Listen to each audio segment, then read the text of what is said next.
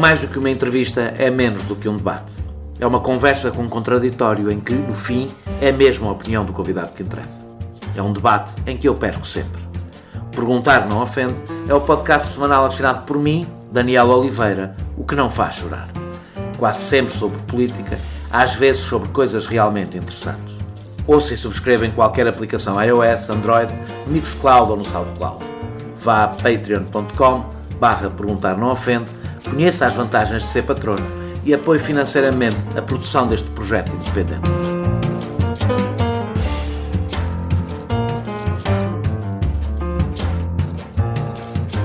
Essa senhora devia ter vergonha e desaparecer de vez. Foi assim que José Maria Ricciardi se referiu à minha convidada de hoje. Não é certo, como quer o ex-banqueiro, que Mariana Mortágua desapareça. É certo que a frase exibe, ainda por cima quando se refere a uma deputada, hábitos antigos na forma como uma determinada elite económica lida com as contrariedades da democracia. A frase teve, evidentemente, efeitos positivos para a deputada do Bloco de Esquerda. Os banqueiros, ainda por cima a família Espírito Santo, não são o grupo mais popular no país. Parte da nossa conversa de hoje será sobre o sistema bancário, o que tem de mudar para que o BES não volte a acontecer e que papel deve ter o regulador. Com apenas 34 anos, Mariana Mortágua tem sido protagonista de vários enfrentamentos deste género. Uns dirão que é populista e radical, outros que é assertiva e corajosa. Está seguramente entre as pessoas mais referidas em tom de ódio pela direita portuguesa. E até teve direito a um imposto com o seu nome. Só que, depois de 4 anos a paz à esquerda, os tempos que se adivinham não serão fáceis. O Bloco não terá apenas confrontos com a direita, terá de decidir como sair de cima do muro em que se encontra. Ao contrário do PCP, viabilizou o orçamento suplementar. E se diz alguma coisa sobre o Orçamento de Estado de 2021, também o tentarei esclarecer na próxima hora. Esta situação em que o Bloco de Esquerda já não está na geringonça, mas ainda não está de forma clara na oposição, acontece num momento de enorme incerteza. Não sabemos quando acontecerá o desconfinamento económico do mundo e do país, mas sabemos que sairão dele em muito mau estado. O dinheiro que receberemos da Europa poderá evitar a austeridade, mas não sabemos com que preço. E o clima político poderá começar a ser cada vez mais estranho, precisamente no momento em que a extrema-direita conseguiu pela primeira vez franquear as portas do Parlamento. O primeiro teste de tudo isto serão as eleições presidenciais. Obrigado, Mariana Mortágua, por ter aceitado este meu convite. O Ricciardi disse que Mariana Mortágua deveria desaparecer. Agradou-lhe esta acrimónia? Ser inimiga de banqueiros é hoje um motivo de popularidade? Obrigada pelo convite, antes de mais.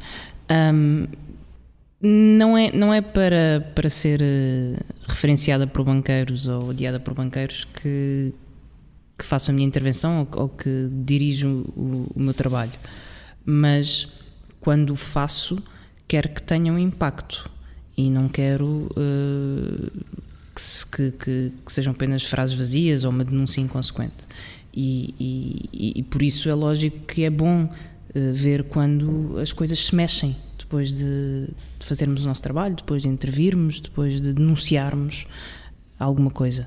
E isso é importante enquanto resultado, enquanto consequência do trabalho, mas não é por isso, não é para chatear ninguém, em particular ou pessoalmente, que trabalho. Mas Richard não tinha alguma razão na sua irritação? Não houve nas suas declarações uma insinuação de que foi favorecido pelos esquemas?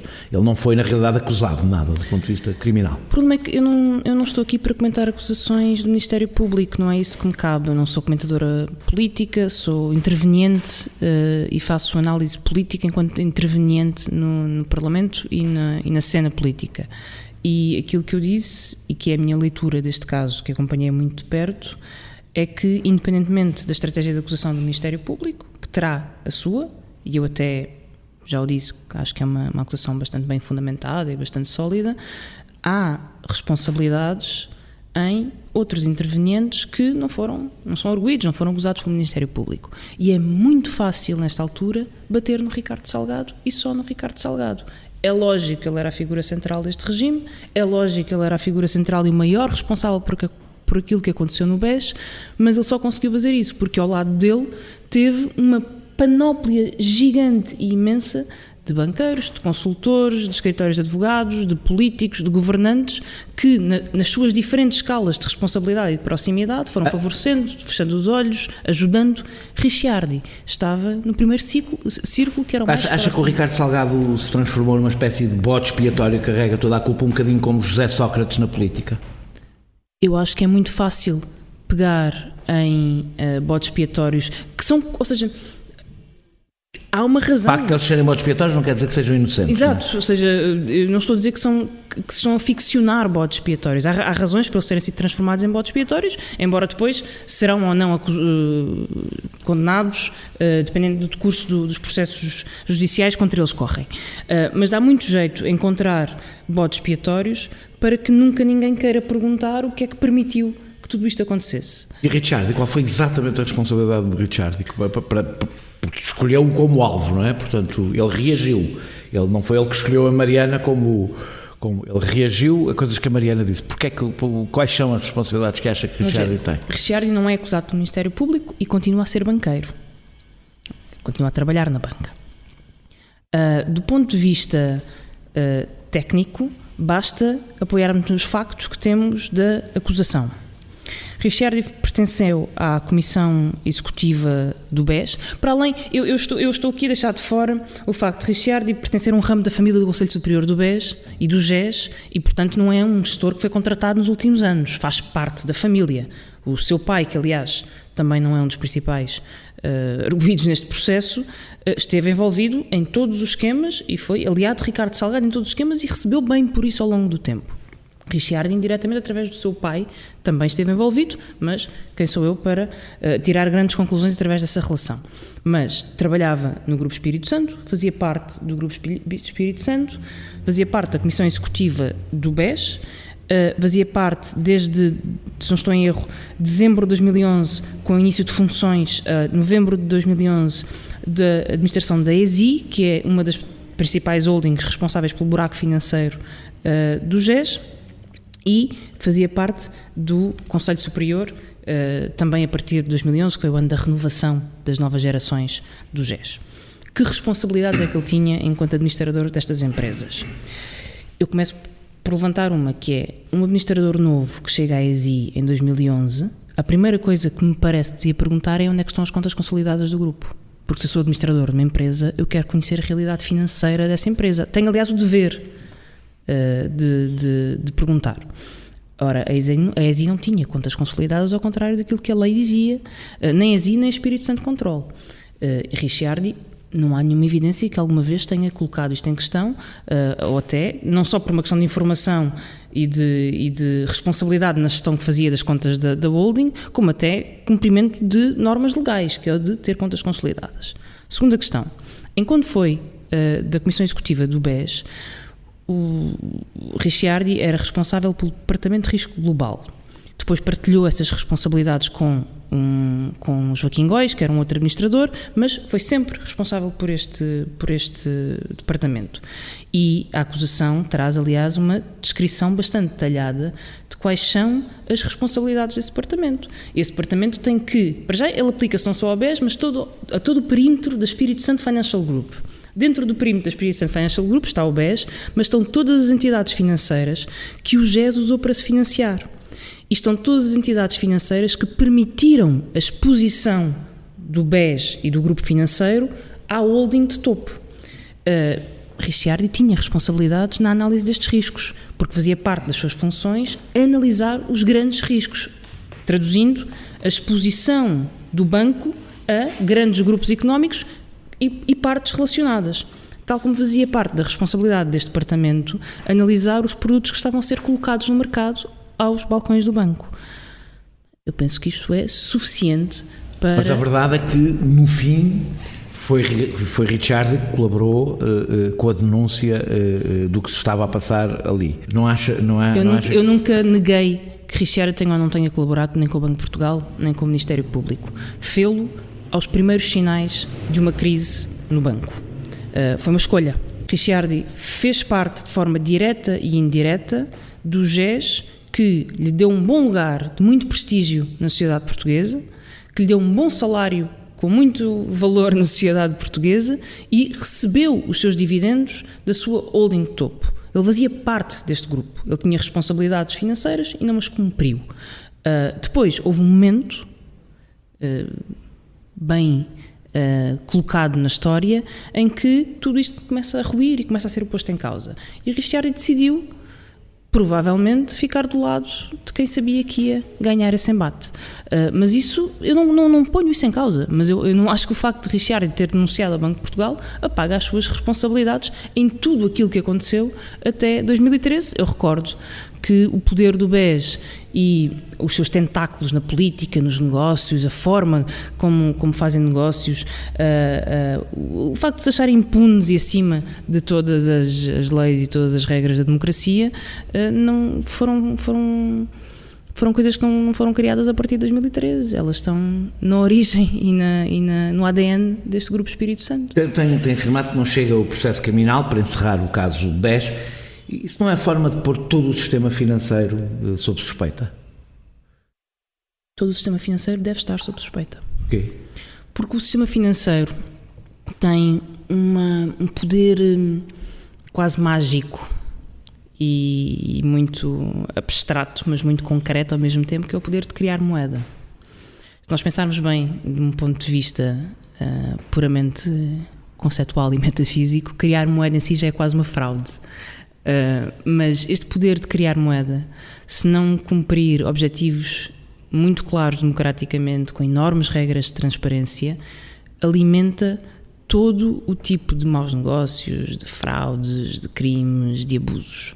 E não é por acaso que o sistema financeiro em todo o mundo é um sistema tão permeável à fraude, é um sistema tão permeável ao abuso.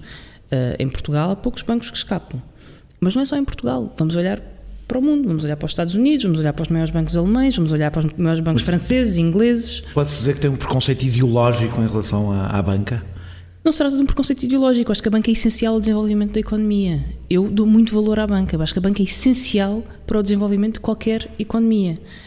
E temos de ter muito cuidado na forma como este poder é gerido. É precisamente por respeitar tanto a banca e o papel que a moeda tem, a moeda enquanto recurso que alimenta as relações de dívida, que alimenta o investimento, que alimenta a economia e o sistema económico. É por respeitar tanto esse processo que se calhar são muito mais vigilantes sobre ele e muito mais exigentes sobre ele. E assusta-me que este enorme poder, que é o poder de criar moeda, poder de criar e alocar dinheiro, esteja nas mãos de meia dúzia de privilegiados, que o sistema... Devia estar nas mãos de quem? Do Estado? Devia estar nas mãos do Estado defende banca exclusivamente nacionalizada? Com controle democrático. Não corro o risco de dizer que a questão da banca é apenas uma questão de propriedade. Mas é contra a banca privada?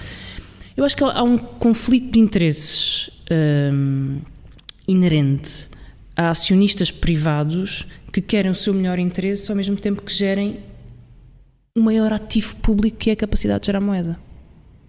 Isto só pode dar um conflito de interesses de enormes proporções. E a prova disso é que se tentou criar um sistema de checks and balances, então vamos criar um conselho de supervisão dentro do próprio banco, que depois é vigiado por um conselho de administração, que depois tem um chairman que é independente do presidente da comissão executiva, que tem um CFO que é um técnico dos melhores e mais bem cotados e contratados no mercado, que depois tem uma assembleia de acionistas que é suposto fiscalizar o trabalho da administração, que depois tem um Banco de Portugal que é uma entidade independente que vai fiscalizar a assembleia de acionistas, depois tem um auditor externo que deve avaliar as contas e, apesar de tudo isto, os bancos continuam a fazer todas as fraudes. Portanto, todo o sistema está construído para nos convencer que estamos protegidos face a este poder imenso que a banca tem, que é o de criar e alocar moeda. E a verdade é que não estamos. O que é que espera encontrar? Primeiro de tudo, se pensa que Mário Centeno lhe vai entregar o tal relatório... eu acho que se for coerente tem que entregar. As pessoas não sabem o relatório sobre as falhas da supervisão no caso de BES. Espera que Mário Centeno lhe entregue. Espera sinceramente que Mário Centeno não foi só uma jogada política para entalar Mário Centeno. Eu espero sinceramente. Mário Centeno só se entala, para a sua expressão, se não fizer aquilo que disse que ia fazer. E, portanto, ele nunca disse que ia entregar esse relatório, não é? Ele disse que não iam ficar numa torre de marfim. Não, o governo, a minha questão é, o Mário Centeno disse que não ia ficar numa torre de marfim, mas o governo a que Mário Centeno pertenceu e tutelou essa pasta, disse em público que tinha pedido esse relatório ao Banco de Portugal. Mário Centeno pertence a um partido que defendeu no Parlamento que esse relatório fosse entregue à Assembleia da República. E o que é que espera encontrar nesse relatório se ele for entregue? Não estou a dizer para adivinhar o que é que lá está, estou a dizer o que é que lhe interessa que possa estar nesse relatório. Eu acho que às vezes se confunde. Eu quando atiro ao Banco de Portugal, não é porque quero ir atrás do polícia e não do ladrão. Mas também interessa, não é? Atiro ao Banco de Portugal por duas razões. Primeiro, porque eu desconfio muito de todo este modelo de supervisão independente e da forma como ela faria com que os tais interesses dos bancos passassem a estar alinhados com o interesse público. Tenho enorme desconfiança sobre este modelo e acho que esse modelo tem que ser questionado e tem que ser avaliado para sabermos se foi um modelo mais eficaz ou não foi um modelo mais eficaz, e esse escrutínio tem que acontecer.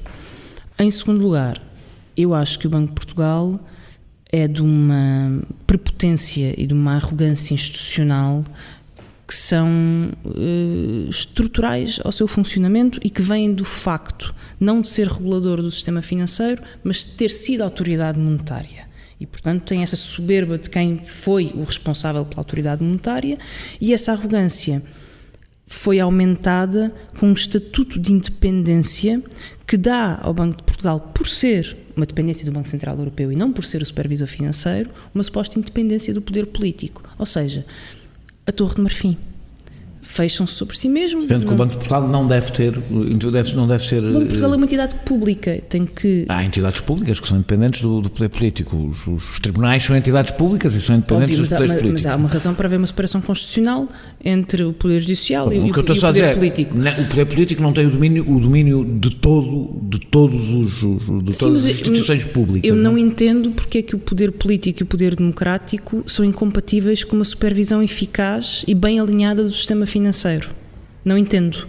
Mas entendo porque é que se impôs a independência dos bancos centrais. A independência dos bancos centrais face ao poder político. Tem uma coerência ideológica, não é a sua, a independência dos bancos centrais face ao poder político tem a ver com uma das grandes vitórias do neoliberalismo, que se trata de retirar da esfera democrática o controle sobre um dos maiores instrumentos de intervenção na economia, que é a política monetária. E foi por isso que não foram contra a nomeação do Mário Centeno. Através de patreon.com/perguntar não ofende, pode apoiar diretamente a produção deste projeto independente. Nós somos contra a nomeação de Mário Centeno. Não foram por essa razão. Não defendemos um conflito público-público. Porquê é que foram contra a nomeação de Mário Centeno? Porque Mário Centeno fez... Tem algumas vantagens. Mário Centeno é da casa, é do banco. Mas eu acho que o Mário Centeno deve voltar ao lugar de onde veio. Não sei se tem que voltar como governador do Banco de Portugal. Provavelmente não é o primeiro, porque já aconteceu antes, mas é um governador que não vem da banca. Mário Centeno, ou seja, quando nós fazemos uma avaliação... E não é um homem incompetente, não é? Portanto... Certo, a ideia é... Volta tudo à mesma questão. Convenceu-se as pessoas de que há sítios que são ocupados por técnicos e não por políticos. Mas Mário Centeno é um político. E, portanto, Mário Centeno foi político enquanto era Ministro das Finanças e agora passa para o Banco de Portugal e deixa de ser político e passa a ser técnico. Não, portanto, é um político. As divergências Esta também é uma vantagem. Mas as divergências políticas que eu tinha como Mário Centeno enquanto Ministro desaparecem quando ele faz... Mas em relação... As divergências políticas podem ser mais relevantes para uns cargos do que para outros. Mas eu diria que neste cargo ela... Tipo de divergências políticas eu diria que neste cargo ela é muito relevante. Mário Centeno tomou a decisão sobre um novo banco que nós vamos estar a pagar durante os próximos anos. Aliás, Mário Centeno tomou essa decisão não só assinando o cheque da garantia aos compradores, sabendo que esses compradores eram um fundo altamente duvidoso, com nenhum compromisso com a economia portuguesa e sem criar os mecanismos para garantir que esse fundo não ia sugar cada cêntimo ao Estado com uma gestão danosa do novo banco. Mário Centeno será o futuro. A gente acabou por não me responder o que é que espera encontrar no tal relatório. Isto para dizer, eu espero que o Banco de Portugal tenha feito uma avaliação aos seus próprios procedimentos, nomeadamente, será que a idoneidade de Ricardo Salgado deveria ter sido ou não retirada muito mais cedo? Será que o Banco de Portugal foi ou não complacente na forma como agiu, muito pouco determinado, muito pouco intrusivo? É esse tipo de análise que estou à espera de encontrar, que o Banco de Portugal encontre os erros, mas também que recursos é que precisa. Acredita que esse relatório tem informação sobre o que é que o Banco de Portugal sabia e não sabia quando agiu? Eu acredito que tenha que ter alguma informação, mas também espero alguma reflexão. Uma das reflexões que eu acho que são importantes é porque é que o Banco de Portugal, que tem dos melhores técnicos do país e bem pagos, precisa sistematicamente recorrer aos auditores externos, que são os mesmos auditores dos bancos, que são os 4 grandes. O que é que acha que isso acontece? Pois não sei, mas eu gostava muito que essa auditoria também me respondesse. O que é que acha que tem que mudar no regulador? Há uma parte da mudança que me parece que tem que ver com a cultura institucional do Banco de Portugal. E isso é difícil de quebrar.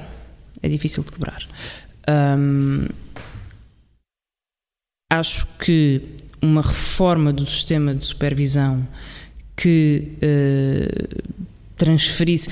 Vamos lá ver, várias coisas. O nosso sistema de supervisão é um bocadinho esquisito e quanto mais nós avançamos, mais esquisito é, porque neste momento temos, além do sistema de supervisão, uma coisa chamada Fundo de Resolução, que é alimentado com dinheiros públicos, mas que o Governo diz que não lhe pertence porque, apesar de entrar para déficit, é da responsabilidade do Banco de Portugal, e o Banco de Portugal mais ou menos assume a paternidade do bicho e atira sempre que pode as responsabilidades para o Estado.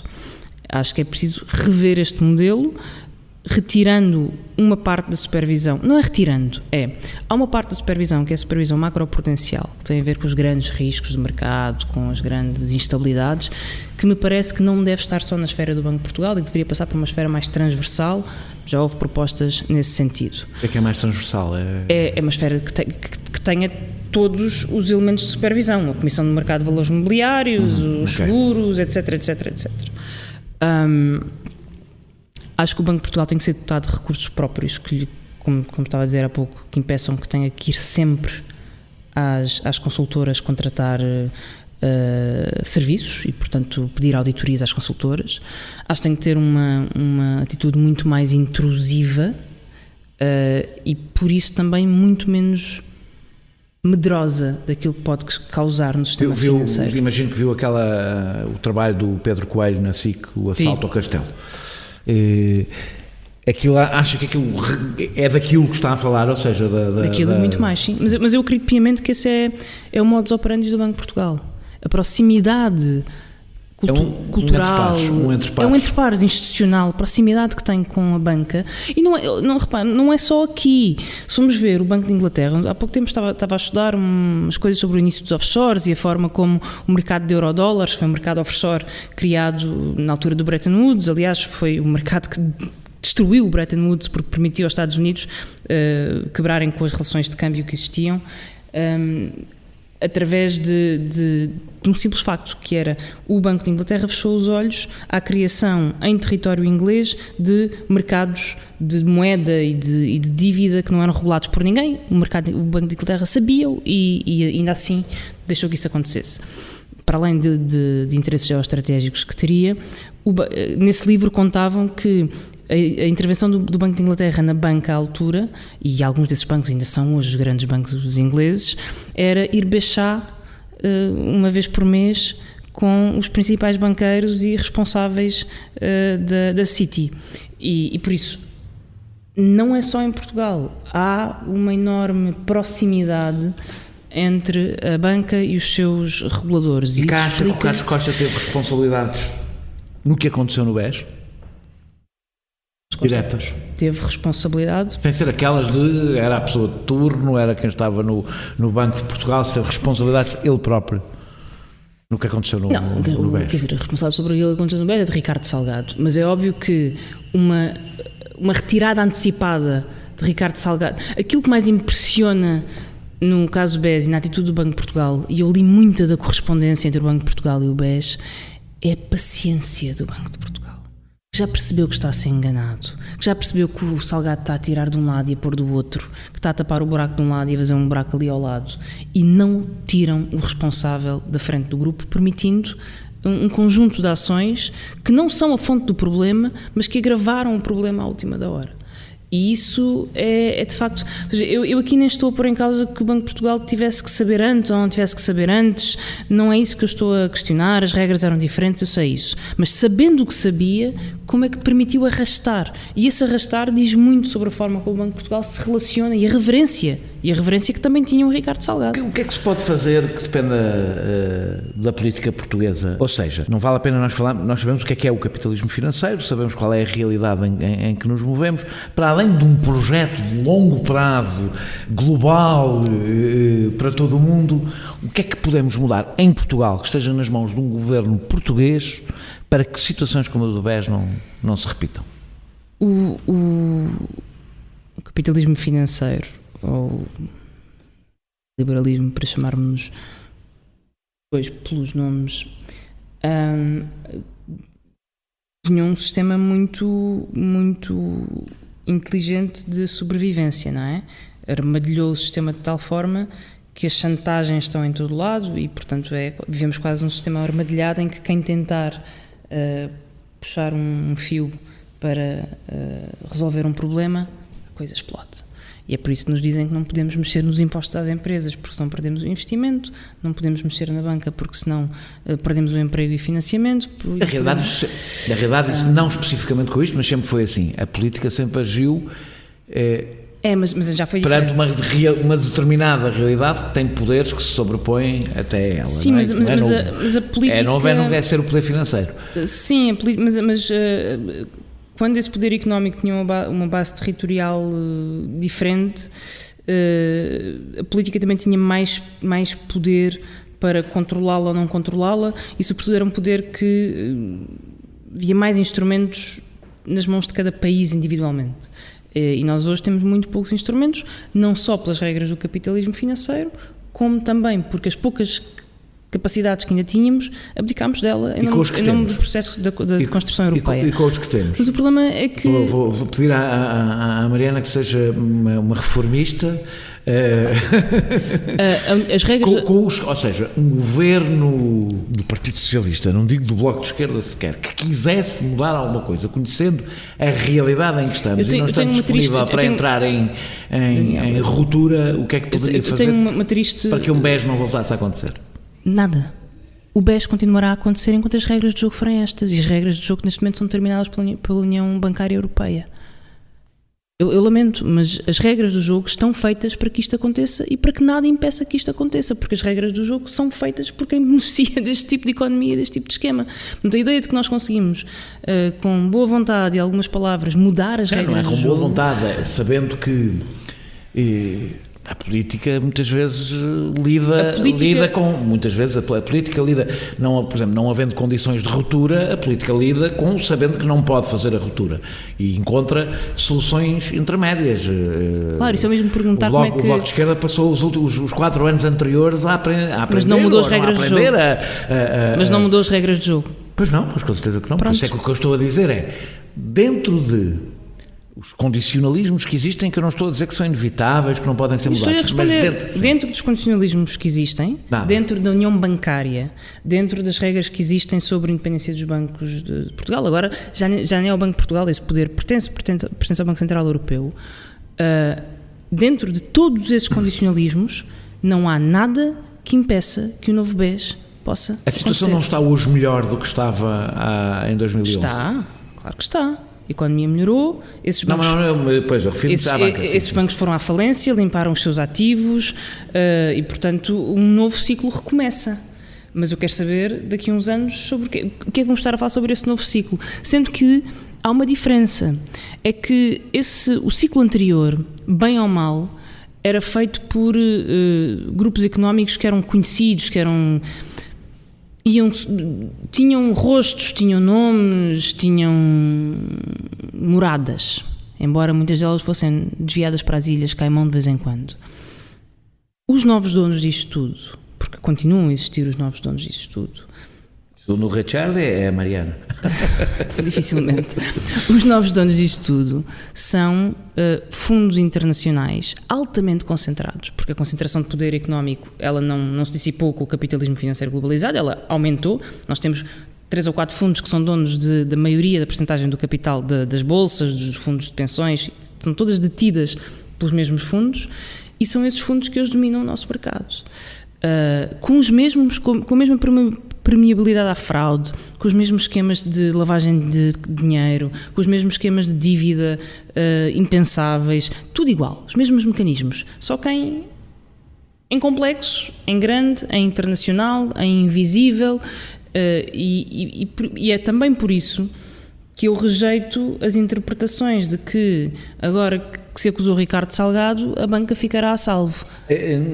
Mas, na verdade, o próprio Bloco aceitou de alguma forma as regras do jogo. Quando foi o resgate ao Banif, com a venda subsequente, isso nunca impediu, o Bloco tomou posição contra, mas não impediu o Bloco de Esquerda de continuar a viabilizar orçamentos e a suportar um governo. Ou seja, não parece que isto seja uma linha divisória suficiente para o Bloco em relação ao apoio a um governo, não é? Se isto fosse uma questão absolutamente... A banca é uma matéria que divide o Bloco e o PS desde sempre. Não o suficiente para alguma vez ter levado a uma ruptura. Houve um caso muito concreto, que foi o caso do Banif, que aconteceu durante um momento em que o Bloco suportava um governo. No caso do Banif não houve um problema porque o PSD salvou essa votação ao Partido Socialista. Ok, mas o que eu estou a dizer é, o Bloco manteve o seu apoio, já sabemos quais são as características do apoio, não precisamos de repetir, mas manteve o seu apoio com viabilização de orçamentos, etc., depois do Banif. O que eu estou a dizer é como, eu não estou a dizer que o Bloco é responsável por todas as coisas que o Partido Socialista tenha feito por ter mantido esse apoio. Mas estou só a concluir que o Banif não é uma linha vermelha, não foi uma linha vermelha. A vantagem de nós termos feito na anterior legislatura um acordo escrito com o Partido Socialista, e essa é a vantagem dos acordos escritos, eles são todos muito mais claros e transparentes, é que toda a gente sabia quais eram as condições para aprovar ou não aprovar orçamentos. Estavam escritas. Questões sobre a banca, cada partido e não estavam lá. Reservou. Portanto, é isso que eu estou a dizer. O Bloco não achou a questão da banca suficientemente central para que ter exigido, por exemplo, que isso estivesse num acordo. A questão da banca é absolutamente central e o Bloco sempre apresentou alternativas, aliás, muito credíveis, devo dizer, e tanto mais credíveis à medida que nós vemos as consequências das decisões que foram tomadas. Não acho que isso diminua a centralidade desse assunto. O não estar num acordo diminui, não é? Mas em 2015 eu penso que o acordo foi feito para recuperar rendimentos e para tirar o país do rolo compressor da direita liberal e cumpriu esse propósito. Se o BES tivesse sido nacionalizado, não estaríamos com um problema muito semelhante? Ou isso era sequer possível, nacionalizar o BES? Nós estamos sempre a responder entre maus, não é? Eu também acho que não se pode dizer às pessoas que um banco vai à falência e não há custos. Quem disser isso mente. Mas não defendia a falência do BES, ou defendia? Defendia a falência do BES? Ou não? Não, o que eu estou a dizer é, o BES faliu. Eu não sou eu que tenho que defender a falência do BES, ele faliu. Isto é um ponto assente. Mas percebe o que é que estou a dizer? Quando estou a falar de falência significa... O que estou a dizer é, nacionalização... Ficar toda a gente a arder. Nacionalização, liquidação, resolução, tudo tem enormes consequências e enormes custos. O Bloco defendeu a nacionalização. Para os Foi a solução que o Bloco defendeu. O Bloco defendeu um modelo misto, ou seja, nós queremos uma resolução e defendemos um sistema de resolução no sentido em que há partes de ativos maus, que são tóxicos, que têm que ficar na responsabilidade dos seus antigos acionistas e, portanto, os acionistas têm, os credores séniores, os grandes fundos internacionais que investiram, sabendo que havia um risco naquele banco, têm de ficar com os custos dessa falência, porque senão temos sempre uma garantia pública à atividade bancária. E depois, que é, aliás, um convite, é uma coisa que é importante dizer, é um convite à própria a que ninguém ligue, a que ninguém ligue ao risco. Há outra forma de fazer esse convite, que não é só fazer... É porque esse é o custo, já agora, que muitas vezes não se discute, é o custo do resgate aos bancos. É que o custo do resgate aos bancos é dizer... O desvio moral, é o incentivo moral. É um incentivo ao desvio moral, exatamente. E é feito não só com o resgate aos bancos, mas também com as políticas neste momento que os bancos centrais estão a ter de financiamento à atividade bancária, mas isso é um outro assunto. Portanto, o que é que me parece que poderia ter sido a solução, sendo que nenhuma delas é brilhante? Era separar os ativos bons dos ativos maus, chamar os acionistas à sua responsabilidade, e quando digo chamar os acionistas é óbvio que há um património não só do BES, mas do GES e dos seus principais responsáveis que tem que ser chamado para acudir às perdas do banco, porque outra das grandes, isto tem sido estudado também, outro dos grandes incentivos ao desvio moral é a responsabilidade limitada, não é? Que é esta ideia de que um acionista tem um banco, mas pode levar o banco à falência e só responde pelo capital que colocou no banco. E é um conceito longuíssimo na história do capitalismo, mas cria também este problema, que é quando o banco vai à falência ninguém pode ir reclamar o resto do património do acionista ou do banqueiro. Antigamente, na Idade Média, no sistema bancário por exemplo, de Veneza ou mesmo da Catalunha, que tem um sistema bancário bastante desenvolvido, os banqueiros eram responsáveis pessoalmente pelas falências bancárias. Eu não defendo um regresso a esse modelo, como é lógico, mas acho que tem que haver outras formas de conseguir chamar o património dos acionistas que foram diretamente responsáveis pela queda de um banco para poder ajudar nesses prejuízos, para não serem sempre os contribuintes. Aquilo que fica, que é de bom e que tem valor, no caso do BES era uma rede enorme de pequenas empresas, que era o grande valor do BES, eu acho que tem que ser gerido publicamente. E, portanto, devia ser integrado no Estado. Integrado nos Já Estados? na Caixa Geral de Depósitos? Não necessariamente. Eu não sei se criar uma mega instituição, Caixa Geral de Depósitos, poderia ser a melhor solução. Bem, a solução inicial, em princípio, não seria, até porque teria efeitos... Não, a Caixa Geral de Depósitos não poderia fazer porque está sob regras da Comissão Europeia, da Ajuda de Estado. Lá, voltamos à questão das regras do jogo e o que é possível fazer, tendo em conta as regras do jogo europeias que são definidas para nós não podermos fazer nada. Vai começar muito lentamente a abandonar a questão bancária. Isso é que eu tenho pena. Não, agora vamos entrar noutros. Muitas pessoas têm comparado, mas ele pode ir... Não, mas já que vamos abandonar, deixa-me só dizer uma coisa.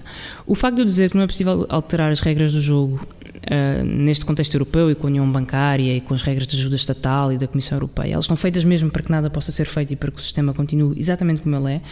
Isso não quer dizer que não há pequenas alterações que se possam fazer, e o Bloco tem-as feito. Tenho feito várias propostas de alteração da forma como os bancos podem ser supervisionados. Essas também agora têm menos poder porque a supervisão passou para o Banco Central Europeu. Mas há algumas propostas de alteração que nós podemos fazer, sobretudo para acrescentar transparência ao sistema. Portanto, eu não estou aqui a declarar a minha inutilidade enquanto membro do Parlamento e legisladora. O que digo é que não é possível evitar um novo BES, tendo em conta as regras de jogo como elas existem. Muitas pessoas têm comparado o que se está a fazer com a TAP com o novo banco. Qual é a diferença? Olá, eu sou a Raquel Marinho e pode ouvir o meu podcast de poesia associado ao Perguntar Não Ofende em opoemaensinacair.pt. Eu consigo ver qual é a semelhança. Eu começo pela semelhança e depois digo uma diferença, senão eu fico muito preocupado em relação à TAP. Não, a semelhança é salvarem-se ativos e injetar dinheiro em ativos que depois não são geridos pelo Estado. A TAP, quando foi renacionalizada parcialmente, fez um acordo que não é assim muito diferente. Isso era o que tinha acontecido, mas agora isso acabou, não é? Sim, mas isto para dizer, a TAP durante o tempo que foi renacionalizada fez um acordo que não era muito diferente daquilo que foi feito no novo banco, é pôs dinheiro, mas... A única diferença é que fingiu que mandava, não é? Mandava pouco. E isso parece-me que tem que acabar, e eu acho que a revolta das pessoas é ver empresas que acabam por ser sorvedores de recursos públicos e depois se comportam como... E são empresas privadas, na verdade, geridas de acordo com critérios privados, com acionistas privados, que são do mais duvidoso que existe, como é o caso do acionista Nilman. E por isso eu acho que a revolta e a proximidade que as pessoas veem com o novo banco é essa. A pergunta que temos que fazer, e parece-me que só tem uma resposta, é se o Estado deveria ou não deveria ter deixado a TAP falir e cair, sendo uma empresa importantíssima para o país, do ponto de vista económico, mas também do ponto de vista simbólico e enquanto espaço e exercício de soberania. A TAP é solo português pelo mundo, tem obrigações de serviço público, e acho que se a pergunta for feita desta forma, será que a TAP devia ou não devia? Nós precisamos da TAP. Acha que precisamos da TAP? Acho que precisamos da TAP, mas isso não quer dizer que não tenhamos que repensar todo o modelo de transporte aéreo, pois essa é a segunda questão, que é qual é o papel de uma transportadora aérea. Agora vou-lhe fazer a pergunta difícil. Num contexto de alterações climáticas. Para mudar a TAP e decidir e dar um novo papel, a probabilidade da TAP ser reduzida é altíssima. E não encontrarás ninguém que não diga que é inevitável. E não só por razões económicas, por razões da sua própria função, o que passa por aquela expressão que é a reestruturação. Está o Bloco preparado para defender uma redução de pessoal na TAP, se isso for inevitável, ou o Bloco será também nesta matéria exclusivamente uma posição sindical e não uma posição sobre o interesse público? Vou dar duas partes da resposta para não parecer que estou a fugir à pergunta. Mas sim, mas não dê duas para fugir à pergunta. O que tem acontecido nos processos de reestruturação ou de empresas privadas ou de empresas públicas que recebem capitais públicos é que esses processos de reestruturação são definidos pela Comissão Europeia. Portanto, não é Portugal que decide os objetivos, e quando digo Portugal, nem acho que exista uma única entidade em Portugal. Ou seja, essas reestruturações são definidas por entidades que nós não controlamos. E mesmo se fosse o Governo a fazê-la, eu já teria dúvidas sobre se estaria de acordo com os objetivos. E por isso, em primeiro lugar, a questão que importa é que reestruturação e para quê? Porque já vimos reestruturações a serem feitas, por exemplo, na Caixa Geral de Depósitos, em que o único objetivo era transformar a Caixa numa caixinha e fechar balcões e, enfim, portanto, reestruturações. Mas há uma coisa que toda a gente parece estar de acordo, pelo menos todas as pessoas que ouvi até agora, que a TAP está para as novas funções que possa ter sobredimensionada. É isso, é aí que eu ia chegar. Reestruturações para esmifrar uma empresa, para ela financiar os seus acionistas privados quando é uma empresa estratégica e que tem obrigações de serviço público, certamente que não. Outra questão que é importante, e é óbvio que a esquerda tem que dar resposta, é o que é que fazemos com a necessidade de reestruturar um setor que nós queremos que tenha menor importância e que seja substituído por outros. Não acho que seja esse o caso da reestruturação que está em curso. A reestruturação que está em curso não é porque o transporte aéreo é poluente.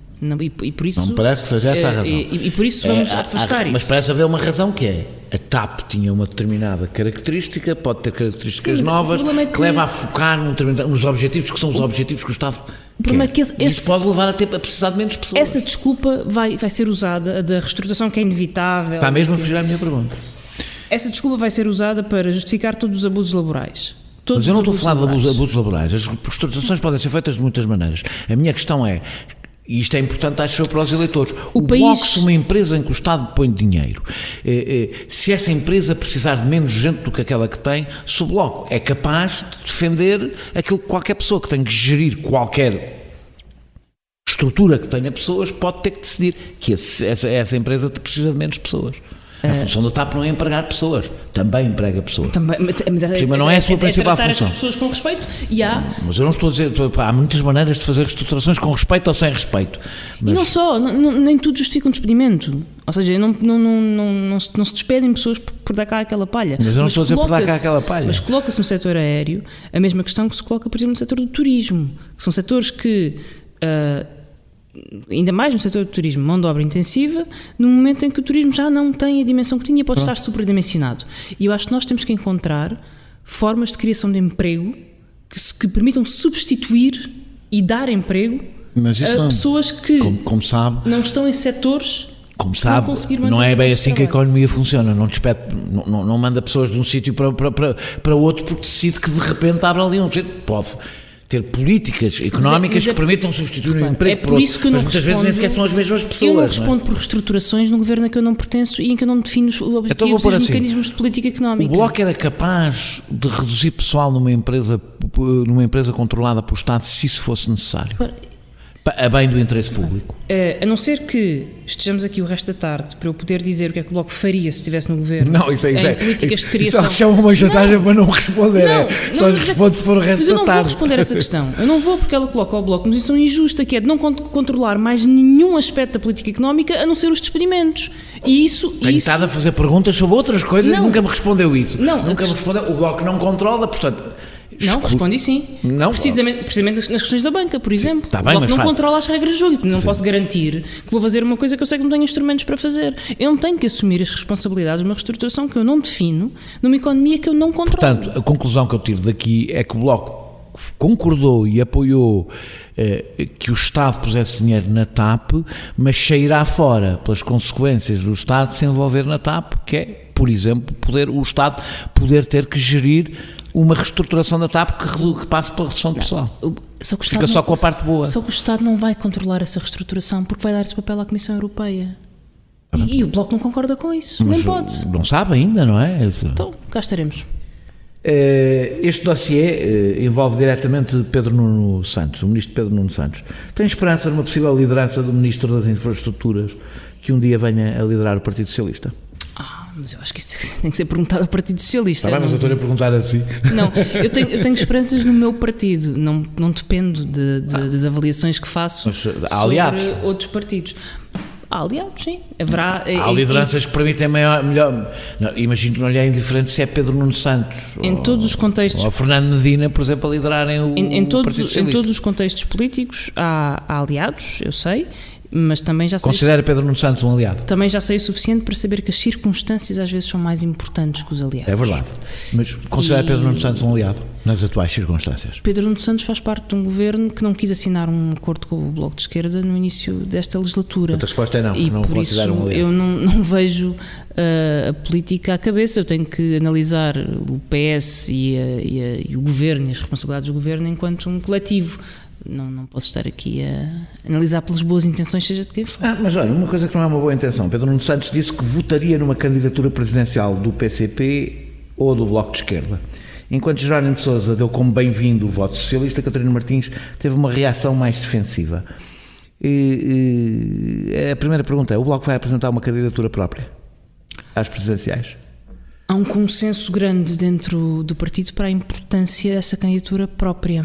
Portanto, vai apresentar uma candidatura por isso, própria? Sim, e acho que por boas razões, precisamente porque a esquerda precisa de ter um projeto. Porque é que a reação há uma frase que até foi surpreendente de Pedro Nuno Santos, pelo menos apanhou grande parte das pessoas de surpresa, não é muito habitual um dirigente do Partido Socialista dizer que votará, se o Partido Socialista não tiver candidato, tem candidatos do Bloco ou do PCP.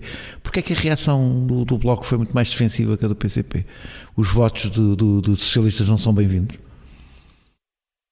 Em todas as campanhas que fizemos até hoje, nas presidenciais, como noutras campanhas, muitas vezes tivemos votos e apoios da área socialista, fizemos muitas coisas em conjunto, e por isso acho que o que se discute nesta campanha das presidenciais, mais do que qualquer outra coisa, é que presidente é que o país precisa quando o país debate com uma das maiores crises, que também é uma crise económica, também é uma crise de sistema, também é uma crise de regime, como todas acabam por ser. E por isso acho que o que se discute é se a esquerda, à esquerda do Partido Socialista, independentemente dos apoios que possa ter no Partido Socialista, independentemente disso, se essa esquerda à esquerda do Partido Socialista se apresenta como um projeto alternativo. Como é que olha para uma possível candidatura da Ana Gomes? Eu não vou especular sobre uma possível candidatura da Ana Gomes, mas penso e analiso, e isso já o disse há pouco, o que é necessário ao país nos próximos tempos. E não era necessário uma candidatura de esquerda forte nesta candidatura, é precisamente nesta candidatura de esquerda que o Bloco está empenhado. Está empenhado numa candidatura sua. Se tivermos uma candidatura da área do Partido Socialista, mesmo que não apoiada pelo Partido Socialista, outra candidatura do PCP, outra candidatura do Bloco de Esquerda, isso não é uma candidatura de esquerda forte, são várias candidaturas de esquerda que podem ter como resultado pôr André Ventura em segundo lugar. O Bloco não acha que isso é importante. Isso é o Daniel a escolher qual é a candidatura que tem que unir a esquerda. Eu penso que... Eu não escolho nada. Eu penso que todas as candidaturas... Quer dizer, eu escolherei quando muito em quem voto, não escolherei mais nada mais do que isso. Acho que todas as candidaturas terão o seu espaço. Não cabe ao... O Bloco já não, em outros momentos apoiou, por exemplo, a candidatura de Manel Alegre. O Bloco já teve como prioridade ter uma candidatura, apoiar candidaturas de esquerda mais inclusivas. Eu vou dizer o que eu acho que é a responsabilidade do Bloco de Esquerda nestas presidenciais. Enquanto o terceiro maior partido do país, que quer construir uma esquerda sólida e um projeto político de esquerda à esquerda do Partido Socialista, que aliás essa é a sua gênese e que faz falta à política portuguesa, é necessária para a democracia portuguesa. Eu não acho que o papel do Bloco de Esquerda nestas eleições seja ajudar o PS a resolver o descontentamento interno ou o divórcio que tem com algumas das suas bases que gostariam que o PS estivesse mais à esquerda ou menos à esquerda. O Bloco de Esquerda tem um papel e a responsabilidade de construir uma candidatura que deixe sementes, que faça um movimento, que faça um programa político de resposta e de alternativa ao país. E isto é muito mais do que estilo. É muito mais do que estilo.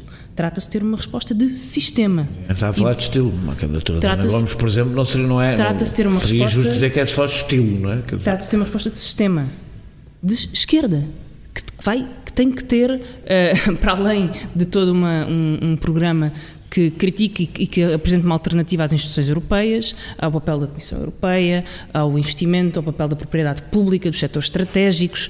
Trata-se de ser um programa de esquerda que ajuda a construir esse futuro. E nós temos outros exemplos no passado. A candidatura de Sampaio da Nova, por exemplo, reuniu muitos e bons apoios e com toda a legitimidade e com toda a credibilidade, mas o que é que ficou disso no dia a seguir às eleições? Qual foi o campo político que se construiu? Qual foi a alternativa política que se construiu? A candidatura do Bloco ficou o que já existia, que era o próprio Bloco, não é? Quer dizer... Não, mas acho que o Bloco ficou um pouco além do Bloco. Não é só do Bloco que estamos a falar. E isso tem sido uma discussão que temos tido. Não vou falar no Bloco, que eu tenho tido. Nós estamos perante uma crise imensa e que vai continuar a aprofundar. E temos perante esta crise, ao princípio, uma resposta de unanimidade, de resposta à crise sanitária e, portanto, de pouco confronto e de pouca alternativa. Temos agora uma resposta europeia que é apresentada por todos como uma enorme vitória. Enfim, está muito longe de ser uma enorme vitória. Já lá vamos. Temos uma parte só sobre isso. E temos verdades construídas sobre qual é a resposta a dar. Construídas ou seja, de tal forma construídas que elas agregam uma boa parte do Partido Socialista e do PSD. De tais formas, essas realidades são estabelecidas. A esquerda tem responsabilidade de dar uma resposta alternativa a esta crise. E tem responsabilidade. E acha que as presidenciais têm um papel? É claro que tem, por suas primeiras eleições a seguir a uma crise. O que eu quero saber é se vai haver ou não vai haver um Presidente da República que responda sim por um programa político, porque o Presidente da República não está acima do programa político. E se está ou não está comprometido com essa alternativa de esquerda. Eu não espero que faça análise política, porque é uma dirigente partidária, portanto não é suposto dizer-me aqui que é evidente para nós todos que Marcelo Rebelo de Sousa, que é altissimamente improvável que Marcelo Rebelo de Sousa não seja eleito Presidente da República, pelo menos olhando para os dados que temos pela frente. E, portanto, eu consigo compreender que uma candidatura presidencial numas eleições que, em princípio, estão ganhas, eu já sei, nenhumas eleições estão ganhas à partida, que há outros fatores que têm em causa, que são tidos em causa, como por exemplo, exatamente, se deixa sementes, não se deixa sementes, uma candidatura, para que é que ela serve? Agora há um fator aqui de que não falou, e que é haver pela primeira vez uma candidatura de extrema-direita, num momento de grande descontentamento de parte da direita com o Presidente da República em exercício. Há uma parte da direita que não se sente reconhecida pela proximidade com o Partido Socialista.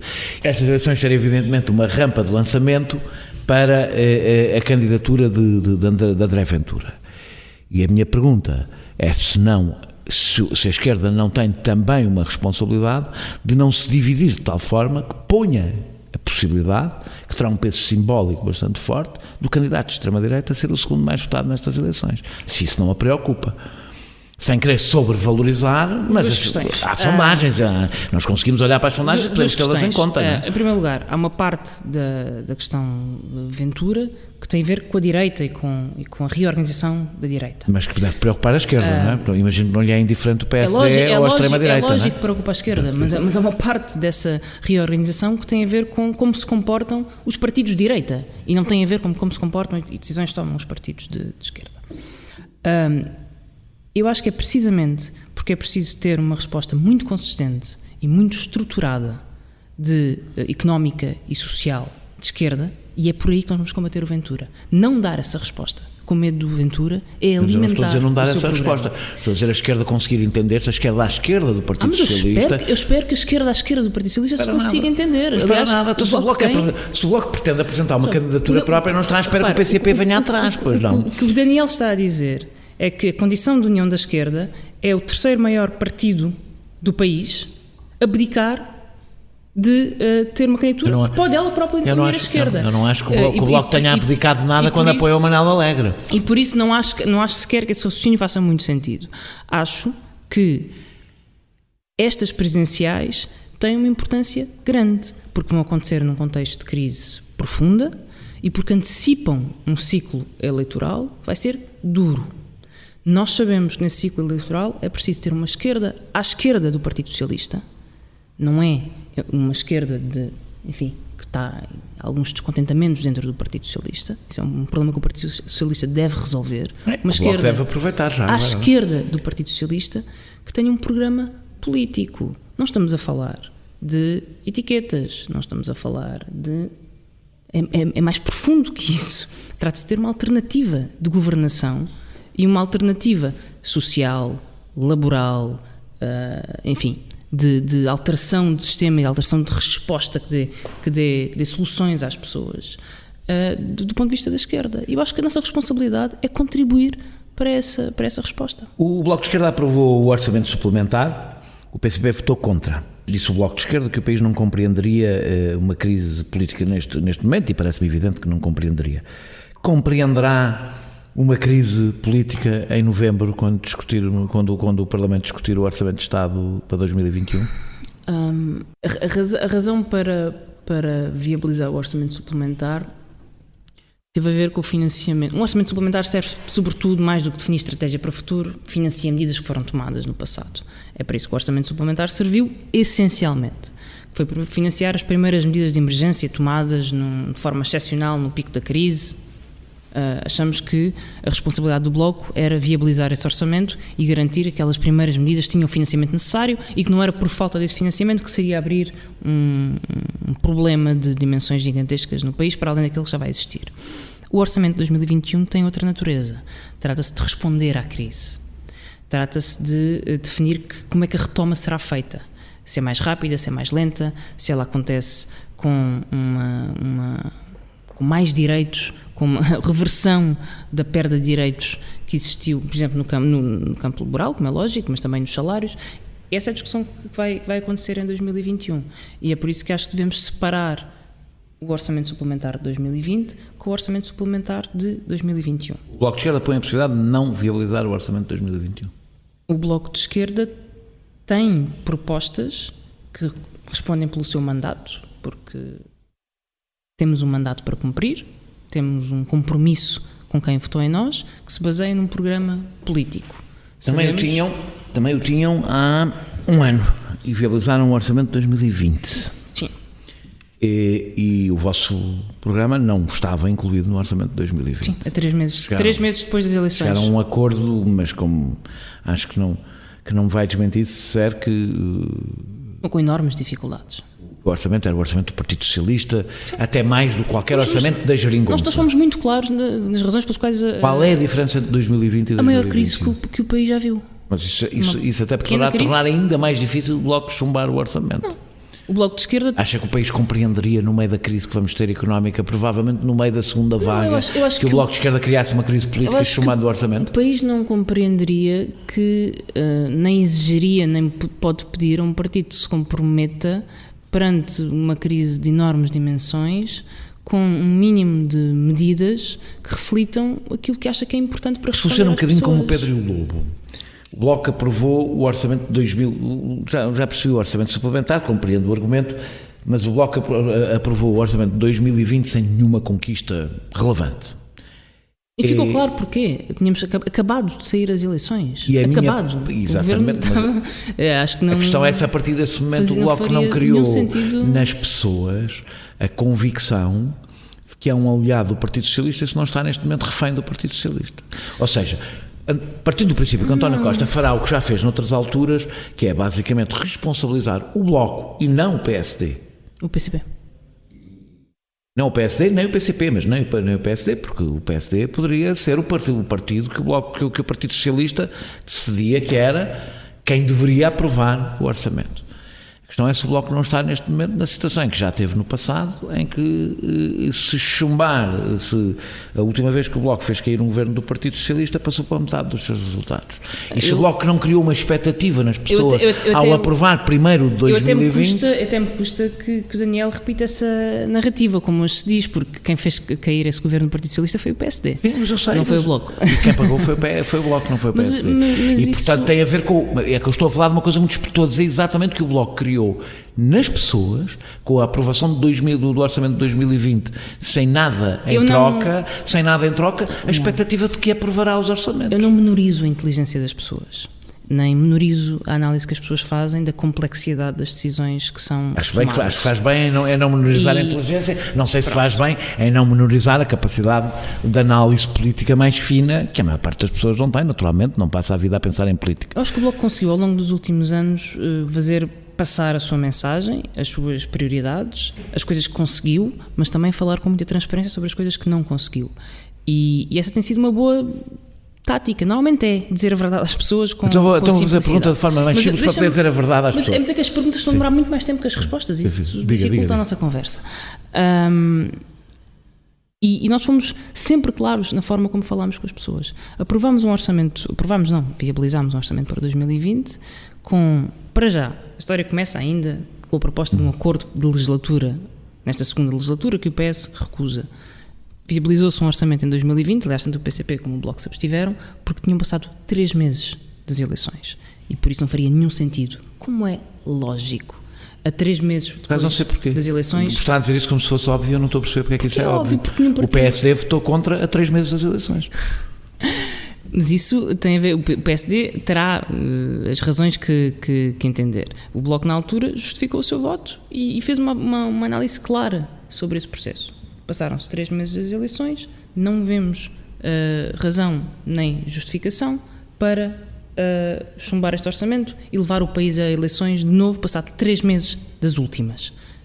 E isto foi dito claramente. Poderá concordar, discordar, o PSD poderá concordar ou discordar, mas foi essa a análise que fizemos no momento. No orçamento suplementar, acho que se compreende e eu já expliquei. O orçamento para 2021 trata da resposta do país a uma crise profundíssima que se vai agravar. E trata da resposta do país à recuperação económica que virá depois. E o que o Bloco diz, e parece-me que faz sentido, é que a aprovação e um acordo para a aprovação deste orçamento implica um conjunto de medidas que para o Bloco são essenciais. Se essas medidas não estiverem lá, o Bloco vai votar contra o orçamento. Quando nós dizemos que a construção deste orçamento implica um conjunto de medidas, quer dizer que implica um conjunto de medidas. E, portanto, sem essas medidas, dificilmente podemos chegar a um acordo sobre um orçamento. O que não me parece é que se possa exigir ao Bloco que aprove um orçamento ou viabilize perante a maior crise que este país já viu, ou uma das maiores, sem introduzir nele e negociar nele coisas que para nós são importantes. Que o Bloco negociará, tenho a certeza, já negociou para o último também. A minha pergunta é, se não conseguir um orçamento que corresponda, não é que seja o orçamento do Bloco de Esquerda, evidentemente não é o Bloco de Esquerda que governa, mas em que as vossas propostas sejam atendidas, votará contra o orçamento. O Bloco não tem condições nem mandato para caucionar uma política com a qual discorda de gestão e de resposta a uma crise económica e social. Portanto, concluo que está-me a dizer que votará contra o orçamento. Não quer dizer a palavra contra, votar contra. Eu vou dizer o que é que eu quero. O que eu quero é que haja um acordo em torno de uma boa resposta para a crise. É isso que eu quero. E se não conseguir? É porque não houve uma boa resposta para a crise. E eu não quero caucionar uma má resposta para a crise. Portanto, votarão contra. É essa a conclusão que eu tiro. Que balanço faz do que foi aprovado na semana passada pelo Conselho Europeu? Já disse que não acha que foi um acordo histórico. Quero-me explicar porquê. Eu compreendo que foi... Ou seja, eu não quero cair no erro de dizer que é tudo igual ao que foi na última crise financeira. É óbvio que há diferenças. Eu acho que essas diferenças são proporcionais ao aperto. A mutualização da dívida é qualquer coisa por qual o Bloco há muito tempo se batia. Sim, vamos lá, não vamos transformar uma coisa feita à medida dos interesses da Alemanha e da Holanda numa proposta... As vitórias são assim, não é?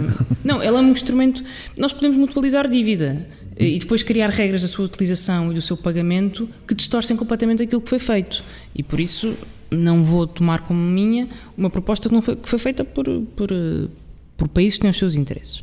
Mas eu comecei precisamente por dizer que acho que nós não podemos dizer categoricamente que não houve uma evolução na resposta europeia. Eu acho que a evolução que houve é proporcional ao aperto em que a União Europeia está, e em que as instituições europeias estão, e os principais líderes europeus, e a forma como veem que... A União Europeia, é muito difícil nós encontrarmos um termo para tratar a União Europeia, a zona euro, as instituições, a Alemanha, enfim... grupo de países e decisores... E agora a Holanda, não é?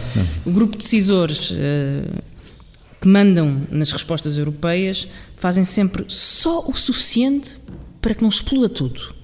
É sempre só o suficiente. E neste caso, só o suficiente é salvar a Itália. Não temos qualquer dúvida sobre porque é que há uma resposta diferente agora. É porque agora quem está na linha da frente são as maiores economias europeias. A Alemanha sofreu com uma recessão, a Itália pode levar a economia da zona euro ao charco, juntamente com a Espanha e com a França. E é por isso que há uma resposta. Quais são os problemas desta resposta? Ela é apresentada como uma grande vitória por duas razões. Primeiro, porque nos querem convencer do valor simbólico desta questão da emissão de dívida europeia, e em larga medida, em larga medida estão a conseguir, e em segundo lugar, porque interessa aos governos dizer nos seus países que conseguiram um grande acordo e que esta proposta vai mudar tudo. Esse é o interesse do governo português e eu percebo que quer esse alívio nesta fase da crise. Quais são as fragilidades deste acordo? Primeiro, eles substituem fundos que nós já tínhamos direito, nos fundos de coesão e nos fundos para a agricultura, que são cortados, e que são fundos, também a fundo perdido, e que são fundos permanentes e que fazem parte da estrutura de financiamento da União Europeia, pelo Fundo de Recuperação. E, portanto, temos uma substituição de fundos e não necessariamente um acréscimo de fundos. O Fundo de Recuperação é financiado com dívida europeia? Sim, mas tem dois problemas. Ninguém sabe como é que a União Europeia vai pagar essa dívida. Se não conseguir aprovar impostos a nível europeu, eu acho muito difícil. Não há nenhum sinal que vai conseguir. Essa dívida é paga com orçamentos futuros da União Europeia, portanto, com cortes futuros no financiamento. Não se trata de um grande passo na forma como as coisas funcionam. Trata-se apenas de salvar um problema agora com menos recursos no futuro e à custa depois, e depois vai ter outro problema que eu também gostaria de falar, à custa de pagamento das dívidas futuras, na verdade. O segundo problema é que nós não estamos livres da condicionalidade e é muito pouco claro. O que nós sabemos há um travão, uma cláusula de travão que foi incluída e que permite que a distribuição dos montantes aos países fique suspensa por vontade da Comissão Europeia ou de um grupo de países. Não sabemos bem como é que isto vai acontecer, mas sabemos que isto dá poder político a um grupo de países para impor medidas sobre outros. E sabemos que todas as regras orçamentais europeias, nomeadamente o semestre europeu, continuam em vigor, apesar do Pacto de Estabilidade estar suspenso. O que é que nós podemos adivinhar? Para além da questão da quebra de recursos futura, porque a União Europeia dificilmente encontrará recursos próprios para pagar a dívida que emitiu, para além de a cláusula de travão que pode trazer condicionalidades acrescidas, que nós ainda não sabemos bem quais são, mas conhecendo o país dos erradamente denominados frugais, acho que podemos adivinhar que essas tentativas existirão. Temos um outro risco que é, enquanto a Alemanha, a França, enfim, as maiores economias estiverem na linha, o PEC, o Programa de Estabilidade, estará suspenso. Haverá um dia em que ele é levantado e nesse dia nós vamos continuar com uma dívida pública astronómica e nesse dia as regras aplicar-se-ão com toda a força, porque elas não foram alteradas. E por isso, sim, é verdade que há pequenos passos, mas não há nenhuma garantia que mais tarde ou mais cedo os mesmos erros não se repitam, com duas agravantes. Primeira, enquanto os fundos europeus não chegam, o país tem que se endividar, e nós sabemos que eles não chegam com a rapidez que é necessária. E, portanto, estaremos sempre a aumentar o endividamento público do país e o déficit, com todos os riscos que isso tem em termos de mercados, porque pode haver uma interrupção nos mercados, enfim, sabemos como é que as coisas acontecem. E isso dá muito pouca liberdade aos Estados. Um aumento da dívida pública e dos déficits tem como consequência aquilo que já falei há pouco sobre as regras europeias que se vão aplicar mais à frente e que se vão aplicar sempre muito mais a Portugal, que é uma economia muito mais frágil do que a Alemanha. Ou seja, a Alemanha muito mais facilmente sairá da crise do que Portugal e, portanto, nós ficaremos para trás a pagar os custos disso. E depois há um outro problema que é, como os mecanismos de gestão interna da crise, muitos deles passaram pelo endividamento privado também, vamos ter uma economia que está não só endividada publicamente, como também está endividada no seu setor privado. Dívida essa que não foi contraída para fazer futuros investimentos que trazem futuro lucro, mas que foi contraída para safar. E isso pode nos vir a estrangular a economia futura. Neste momento até temos uma política, isso não tem a ver falando do safar, não tem a ver com o endividamento. Eu sei que isto pode ser um bocadinho impopular, mas layoff.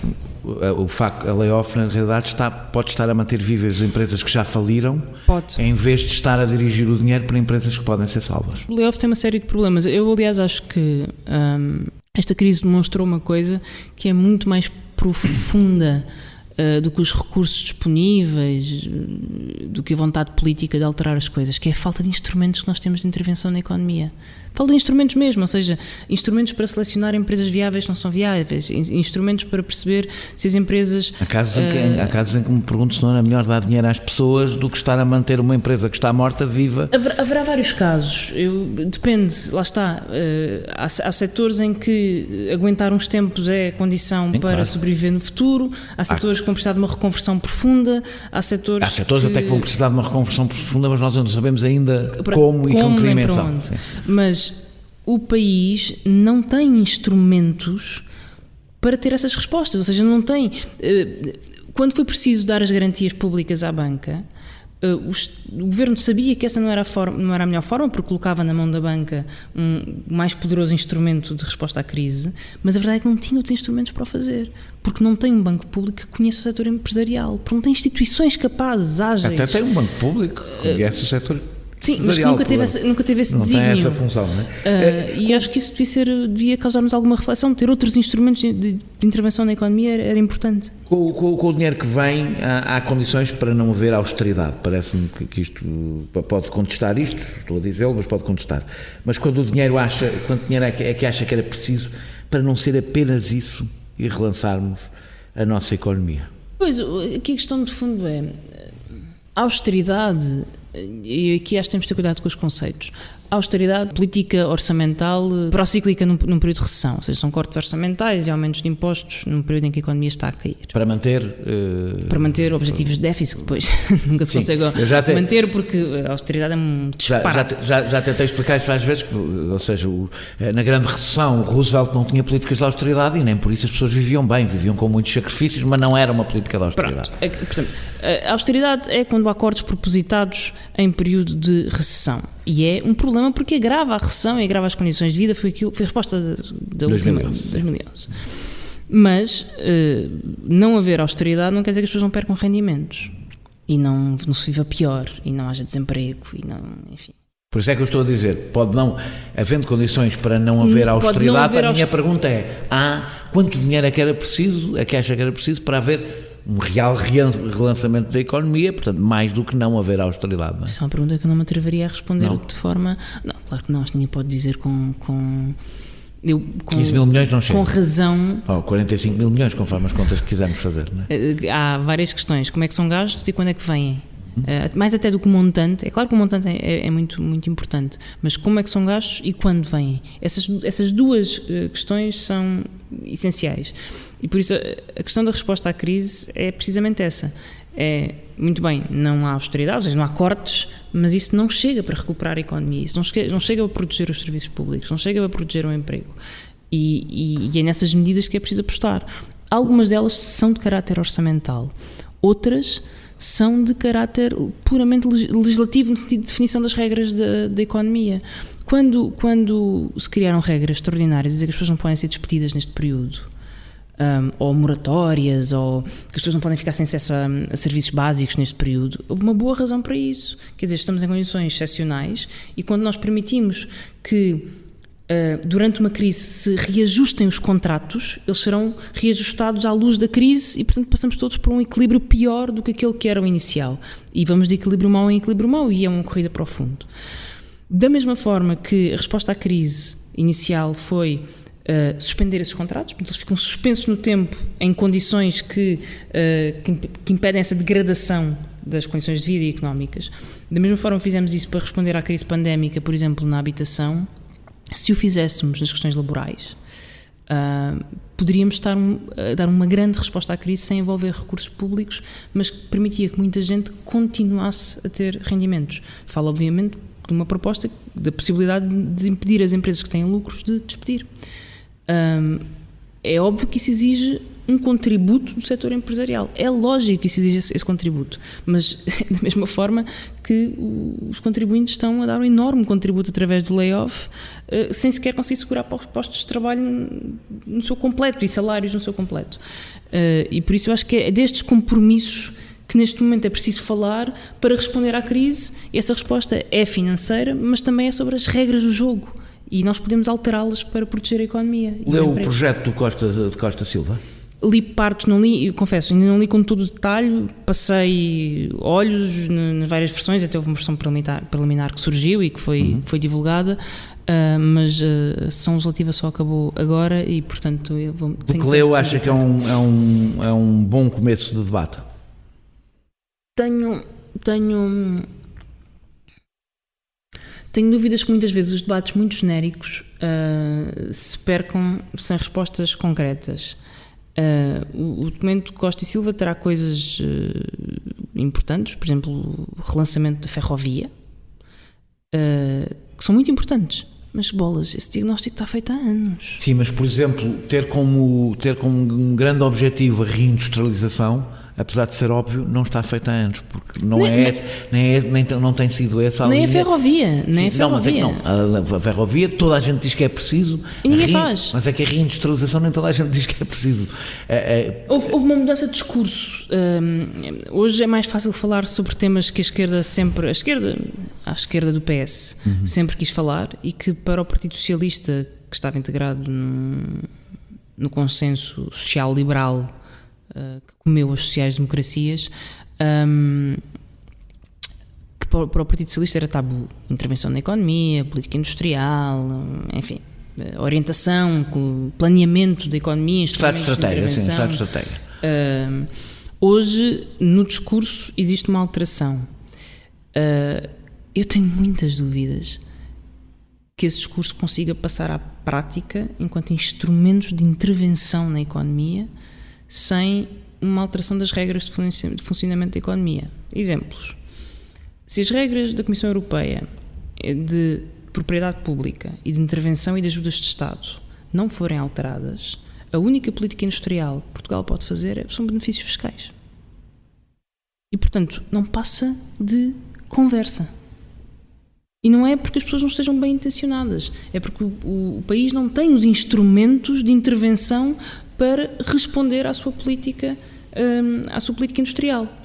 E o problema é que, até hoje, os objetivos de desenvolvimento produtivo, política industrial, intervenção na economia, foram sempre postos em segundo lugar face a outros dois objetivos. O primeiro, o da concorrência e das regras de mercado. O segundo, o das regras orçamentais. E enquanto estes dois objetivos estiverem acima dos outros de política industrial, não há vontade que nos valha, porque não temos instrumentos de intervenção. E isso tem que ser discutido com muita seriedade. Vamos agora para um conjunto de perguntas finais já mais sortidas, para chegarmos mesmo ao fim. Sobre a banca outra vez? Não, já não é sobre a banca. Não há mais banca. No confronto com José Miguel Júdice... afinal sobre a banca. Não é, mas esta não é sobre a banca. Ele usou a inevitável cartada da Venezuela, que todas as pessoas de esquerda... É muito cansativo. Mas já agora quero desfrutá-lo e dizer o que é que acha do regime venezuelano. O pior possível. O que é que isso quer dizer? Quer dizer que o Bloco de... Eu acho que aqui a questão... Sim, falo por si. Quer dizer que eu apoiei uma alteração política que se deu na Venezuela, como se deu em muitos outros países da América Latina, que eram o quintal dos Estados Unidos, e isso ninguém fala sobre todos os abusos que os Estados Unidos fizeram e aconteceram por aquelas terras, e a forma como exploraram aquela parte do mundo, e apoiei os objetivos da alteração política de esquerda, promovida por Chávez, as reformas sociais que fez, foi democraticamente eleito, com apoio massivo popular, e não tenho como não apoiar essa mudança política, esse projeto que teve bons resultados de desenvolvimento económico, de retirar pessoas da pobreza, enfim. Mas não posso, e ninguém pode, olhar para o lado quando vemos a degeneração da democracia que entretanto ocorreu nomeadamente com a passagem de poder para Maduro. Mesmo com Chávez já. E mesmo no final do mandato de Chávez. E essa degeneração é óbvia e tem que ser denunciada, e por isso eu não defendo essa degeneração, eu não defendo um programa de esquerda a qualquer custo. Eu acho que esse programa tem validade se for democrático. Mas, não apoio ao regime venezuelano. Mas isso não quer dizer que eu branqueie todas as formas de intervenção externa, todos os golpes apoiados pelos Estados Unidos. Ou seja, acho que tenho direito a ter uma opinião que ter uma posição crítica sobre o regime da Venezuela não me ponha automaticamente enquanto... Não apoio ao regime venezuelano. Não apoio o regime venezuelano, mas não branqueio as intervenções e os ataques. Agora, é muito fácil para um ataque, enfim, mais ignorante e puxar o assunto, até porque o objetivo é mesmo discutir a Venezuela, não é discutir a chatice que foi a queda do BES e o que isso implicou no regime isso todos percebemos. Económico e político português. E a Venezuela tornou-se um tico de linguagem quase. Porquê que acha que odeiam tanto à direita? Acha que é irritante? Tem características que a direita detesta? Porquê que parece provocar Eu não sei se reações quase pavlovianas? Eu não sei se me odeiam assim tanto à direita. Não sabe? Acho que há Tenho uma notícia para dar, odeiam. Não, pode haver uma certa direita que não goste muito de mim. Mas porquê que acha que isso acontece? Acho que porque temos objetivos políticos muito... Está bem, mas muita gente tem objetivos políticos diferentes. Há qualquer coisa em si que... A interpretação mais benévola que eu posso ter, e muito pouco modesta, é que eles consideram que eu sou eficaz. E isso pode... Mas como digo, nada que eu possa dizer me vai favorecer muito e, portanto, ou por um lado ou por outro. Sim, é verdade. O passado político do seu pai é muitas vezes usado para atacar neste ódio. Isso incomoda? Não. Não, porque... Quando digo o passado político, sabe qual é a frase sempre, não é? Tratar o seu pai como assaltante de bancos, não é? Mas repare, quem diz isso só pode dizer por duas razões. Ou porque é profundamente ignorante e está a repetir uma coisa que ouviu sem conhecer a história e a importância do meu pai na história da luta contra o fascismo, ou porque não lhe interessa a luta contra o fascismo. E se não interessa a luta contra o fascismo é porque de alguma forma branqueia o regime fascista. Sente orgulho do seu pai? Muito. Acho que o meu pai é um homem que não estudou porque começou a trabalhar quando era criança, que veio imigrado do centro do país para umas vilas em Lisboa, que foi padeiro e tudo mais um par de botas, que migrou para a Venezuela, ainda nem maior de idade era, e portanto teve a vida que a maior parte do povo desgraçado e pobre da geração dele teve. E a única coisa que ele quis e lutou foi para começar o direito a poder lutar. E a coisa que eu mais me lembro de ouvir o meu pai dizer quando era miúdo é só recorres à violência, ainda que simbólica, quando não há liberdade de expressão. Porque a forma de luta é a liberdade de expressão. E por isso toda a luta porque ele continua a ser um lutador, e ele a vida inteira, em democracia, sempre foi um lutador. Mas a grande batalha dele, para além de condições de vida, de democracia, de um sistema que ele achava brutalmente injusto do ponto de vista económico, era uma luta para poder lutar, para poder ter opinião política, para poder fazer a sua luta política. E isso só pode orgulhar-me. Acho que ele esteve do lado certo da história e eu espero estar sempre também. Para terminar, gostava de um dia liderar o Bloco de Esquerda? Essas perguntas também não têm grandes respostas. Não penso nisso. E quando digo que não penso nisso, estou a ser muito, muito sincera. Acho que o Bloco de Esquerda tem um papel muito importante na sociedade e na política portuguesa. Acho que desde o início que tem. Acho que veio mexer com muitas coisas instituídas na forma como se fazia política em Portugal. O Daniel bem sabe isso. E tenho muito orgulho em fazer parte deste projeto e quero continuar a fazer parte dele enquanto for útil. Da forma que for útil. E eu, na verdade, sinto, e acho que também não é falso, dizer que em parte já lidero o Bloco de Esquerda. O Bloco de Esquerda tem uma direção coletiva, faço parte das decisões de todos os dias e das mais importantes decisões do Bloco, e é esse o contributo que quero continuar a dar. Muito obrigado, Mariana Mortágua, por ter aceitado este meu convite. Nós regressamos brevemente com outro episódio. Este episódio teve a produção de João Martins, pesquisa de Filipe Avala, música de Mário Lajinha e ilustração de Vera Tavares.